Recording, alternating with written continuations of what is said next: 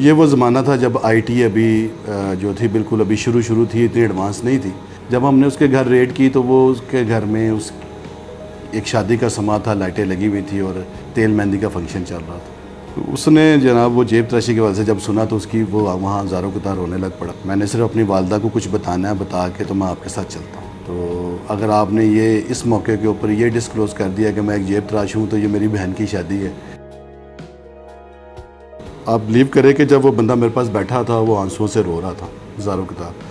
وہ کہہ رہا تھا کہ جی میری یہ جمع پونجی تھی جو میں نے اپنی بچی کے زیور کے لیے اکٹھے کیے تھے۔ اس واقعے کو گزرنے کے 2-3 مہینے بعد ایک بندہ میرے آفس میں انٹر ہوا کہ سر میں آپ سے ملنا چاہتا ہوں۔ میں نے اپنے کیری کا آغاز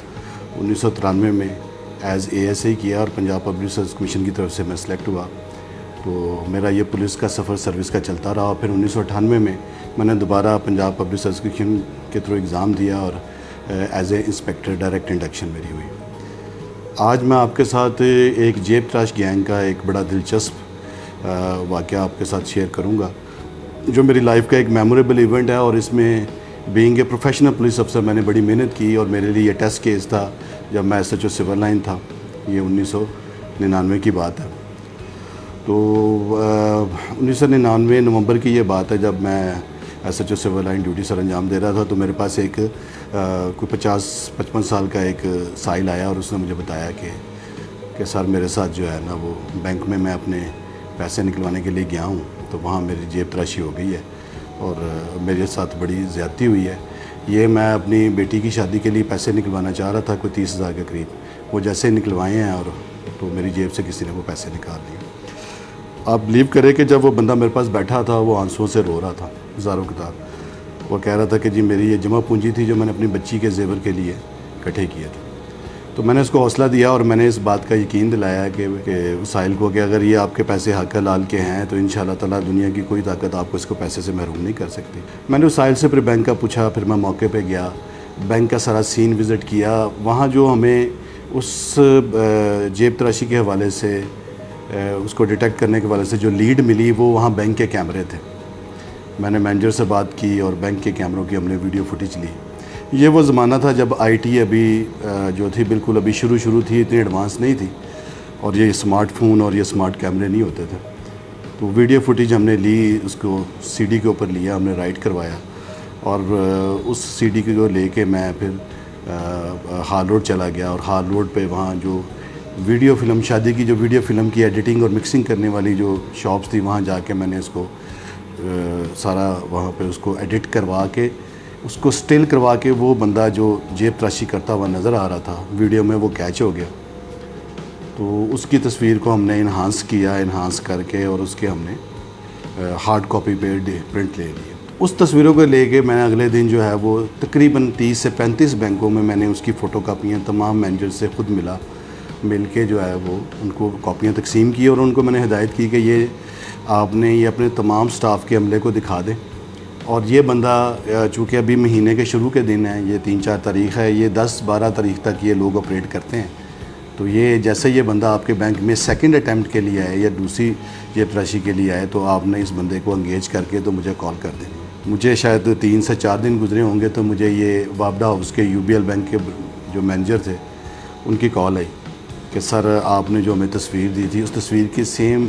شکل والا بندہ جو ہمارے پاس یہ ویٹنگ ایریا میں بیٹھا ہوا۔ تو میں نے ان کو کہا کہ آپ اس کو انگیج کریں، اس کو چائے پلائیں، اس سے پوچھیں اس نے کیا کرنا ہے۔ اس بینک مینیجر نے بڑی عقل مندی کا مظاہرہ کیا، اس کو انگیج کیا، اس کے لیے چائے بلائی۔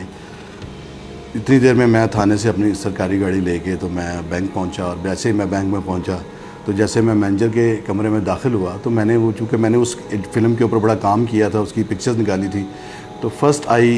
پہلی دفعہ اسے دیکھنے سے مجھے 100% شور ہو گیا کہ یہ وہی بندہ ہے۔ پھر میں نے اس کو طریقے سے وہاں سے نکالا، اس کو لے کے، اور اس نے پوچھا جی میرا قصور کیا، تو میں نے اس کو سر دست نہیں بتایا۔ میں نے اسے کہا جی آپ کی شکل کا ملتا جلتا بندہ ہے جس نے جیب تراشی کیا، تو ہم نے آپ کو ویریفیکیشن کے لیے تھانے لے کے جانا۔ تو بڑے طریقے سے ہم نے اس کو گاڑی میں ڈال کے بٹھا کے آرام سے ہم تھانے لے آئے۔ اب یہ اس کرائم کی جو جیب تراش گینگ کی ڈیٹیکشن کا یہ پہلا سٹیپ ہے جو میں آپ کے ساتھ شیئر کر رہا ہوں، اور اس کے بعد آگے بڑی انٹرسٹنگ سٹوری ہے۔ تو اس کو میں اپنے کمرے میں لے گیا، ایس ایچ او کے کمرے میں تھانے میں بٹھایا، اس کو پانی پلایا، چائے پلائی، پھر اس کو میں نے وہ ساری سٹوری بتائی جو کہ میں نے خود ویڈیو دیکھی ہوئی تھی، اور مجھے 100% شور تھا کہ میں اس کو جو ہے نا اس چیز پہ مجبور کر دوں گا کہ یہ خود اعتراف کر لے کہ جی اس جیب تراشی کو میں نے کی ہے۔ اب اس جیب تراشی کی تھوڑی سی میں آپ کو ڈیٹیل بتاتا ہوں اس حوالے سے، اس کو سامنے بٹھا کے، کہ یہ جیب تراشی ہوئی اس طرح تھی کہ وہ بندہ جو سائل تھا جس کی جیب تراشی ہوئی تھی، وہ بینک میں انٹر ہوا اور وہ کیو میں لگ گیا۔ کیو میں لگ کے جب اس نے بینک سے وہ پیسے نکال کے اپنی جیب میں ڈالے تو یہ بندہ بھی اس کے پیچھے کھڑا ہوا تھا، یہ بھی کیو میں لگا ہوا تھا، تو اس کے ہاتھ میں اخبار تھا۔ اس کے ساتھ ایک بیک اپ کے لیے ایک بندہ پیچھے بینک میں داخل ہوا 2 منٹ بعد۔ اور یہ جیب تراشی کا جو ایک طریقہ کار ہے جس کو ہم موڈس اپرنڈی کہتے ہیں، طریقہ واردات کہتے ہیں، وہ موڈس اپرنڈی جو تھی وہ یہ ہوتی تھی کہ ایک بندہ جو ہے وہ جیب تراشی کرتا تھا، دوسرا اس کو بیک اپ کرتا تھا، تاکہ اگر موقع پہ جو بندہ جیب تراشی کر رہا ہے اگر وہ پکڑا بھی جائے تو اس سے وہ چیز برآمد نہ اور وہ موقع پہ انوسنٹ ڈکلیئر ہو جائے۔ تو یہ جب بندہ جو ہم نے پکڑا تھا اس کے سامنے بٹھا کے میں نے اسے بتایا کہ جب آپ ویڈیو میں باہر بینک میں اندر انٹر ہوئے ہیں تو آپ نے اس بندے کے ساتھ کھڑے ہو گئے ہیں لائن میں، اس نے پیسے نکال کے جیب میں ڈالے ہیں، اور پھر اس بندے نے جس نے جیب تراشی کی ہے اس نے اخبار نکال کے اس کی جیب میں سے وہ پیسے 2 انگلیوں سے اس نے وہ پیسے نکال کے، اور وہ جو اس کے بیک اپ پہ بندہ آیا تھا وہ پیچھے صوفے پہ بیٹھا تھا، اس کے ساتھ جا کے صوفے پہ بیٹھ گیا، اور ویڈیو جو کیمرہ تھا جو اس نے یہ آئی کیچ کیا کہ وہ صاف اس کے فریم میں آ رہا تھا کہ وہ اس نے وہ پیسے نکال کے اس کے ہینڈ اوور کیے۔ تو جس کے ہینڈ اوور کیے وہ بندہ وہاں بیٹھا رہا، اور جس نے جیب تراشی کی وہ نکل گیا باہر، اور اس کے ایگزیکٹ 2 منٹ بعد وہ دوسرا بندہ بھی نکل گیا۔ اس طرح یہ جیب تراشی کی جو ایک پوری واردات تھی وہ کمپلیٹ ہو گئی۔ تو یہ جب میں نے باتیں اس کو سامنے بٹھا کے یہ ساری سٹوری اس کو بتائی تو آپ یقین کریں کہ وہ جو ہے اس کے ماتھے سے پسینہ نکلنا شروع ہو گیا۔ تو اس کے بعد کوئی چارہ نہیں تھا اعتراف جرم کرنے کا، اور اس نے میرے آگے ہاتھ جوڑ دیے کہ سر مجھ سے غلطی ہو گئی۔ اس سے پوچھا کہ اس جو جیب تراشی کا گینگ ہے اس گینگ میں کتنے بندے اور ملوث ہیں، تو اس نے بتایا جی میرے پاس کو 3 سے 4 بندے ملوث ہیں، 10.5 لاہور میں 2 بندے ہیں، باقی سارے دیگر اضلاع کے ہیں۔ میں نے اس کے اوپر مزید ورکنگ کرنی شروع کر دی، یہ بندہ ہم نے حوالات میں بند کر دیا۔ اس نے جو اگلا بندہ نشاندہی کی ہے وہ لال پل ہربنس پورے کی سائڈ پر رہتا تھا، ہم اس کی طرف بڑھے اور ہم اگلے دن شام کو ہم نے وہاں پہ جا کے ریڈ کی۔ یہ اس جو جیب تراشی گینگ کا اگلا بڑا مزیدار واقعہ جو آپ کے ساتھ شیئر کرنے والا ہوں۔ جب ہم نے اس کے گھر ریڈ کی تو وہ اس کے گھر میں ایک شادی کا سما تھا، لائٹیں لگی ہوئی تھی اور تیل مہندی کا فنکشن چل رہا تھا۔ چونکہ میں سول کپڑوں میں تھا، ایک کانسٹیبل سول کپڑوں میں تھا، تو میں نے گاڑی پیچھے کھڑی کی، جو میری ریڈنگ ٹیم تھی اس کو ایک ایسے ہی سپروائز کر رہا تھا، میں اوورال سپرویژن کر رہا تھا۔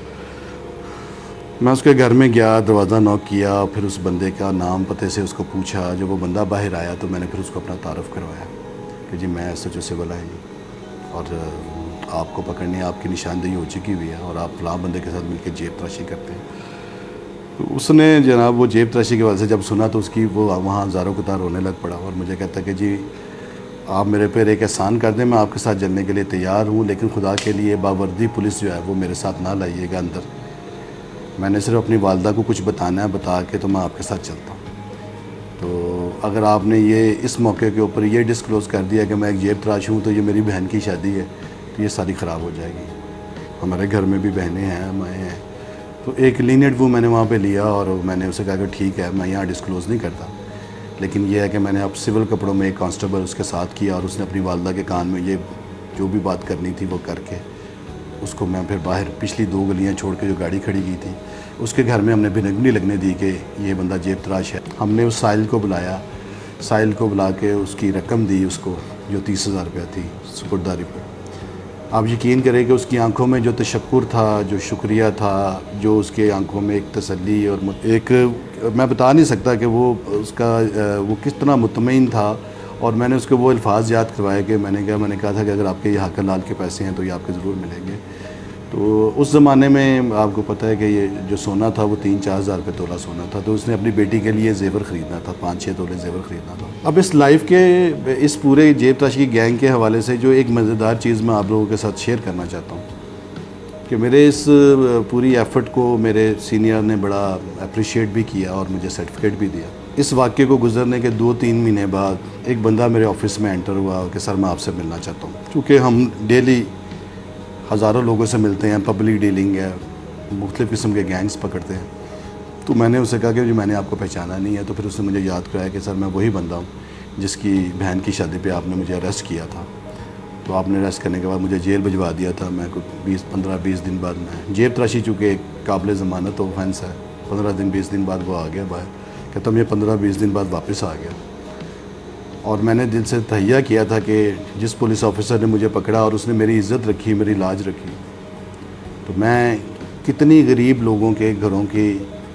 جو ان کے معاملات ہوتے ہیں, ان کے پیسے جب جیب سے نکالتا ہوں, وہ کتنے مجبور ہوں گے جب اپنے گھروں کو اپنے پیسے لے کے جا رہے ہوں گے اور ہم ان کو ان سے محروم کر دیتے. تو وہ جو آپ نے میری عزت رکھی میرے گھر میں, مجھے پتہ نہیں لگنا چاہیے. آج میری بہن جو ہے وہ 3-4 مہینے میں اپنے گھر میں خوش ہے. تو میں نے اس دن ہی طے کر لیا تھا کہ اگر سر نے میری عزت رکھی ہے, لاج رکھی ہے, تو میں آج کے بعد کبھی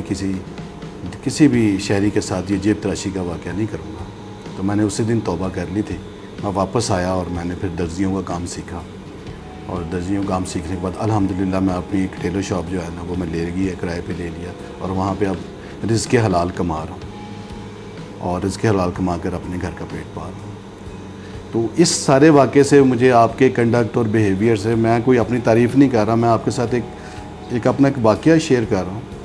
یہ جو ریہیبلیٹیشن ہے کرمنلز کی, یہ ہونا بڑی ضروری ہے. ہم جب تک جرم کرنے والے لوگوں کو ریہیبلیٹیٹ نہیں کریں گے, اس کو کمیونٹی کے ساتھ انٹیگریٹ نہیں کریں گے, کیونکہ یہاں ہمارے ملک میں سٹگما لگ جاتا ہے. جب کوئی ایک بندہ چوری کرتا ہے, واردات کرتا ہے, تو سوسائٹی والے بھی اسے قبول نہیں کرتے, پولیس والے بھی اسے قبول نہیں کرتے, ایز اے ٹارگٹ آفینڈر کے طور پر اس کو بار بار پکڑتے ہیں. یہ ایک پش فیکٹر ہوتے ہیں اس کو دوبارہ جرائم کی دنیا میں دھکیلنے کے لیے. اب میرا ایک چھوٹا سا کنڈکٹ تھا جو میں نے خدا خوفی کی وجہ سے ایک پروفیشنل پولیس آفیسر کے طور پر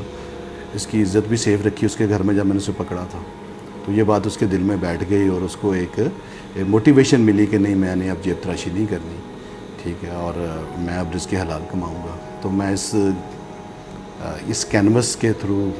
اس فریم کے تھرو اپنی کمیونٹی کو یہ میسیج دینا چاہتا ہوں کہ جو لوگ جرائم پیشہ لوگ ہوتے ہیں, ان کی اصلاح کیجئے. ہمارا کام بھی ہے, ہم نے بھی ان کی اصلاح کرنی ہے, ان کی تربیت کرنی ہے, ان کی ریہیبلیٹیشن کرنی ہے.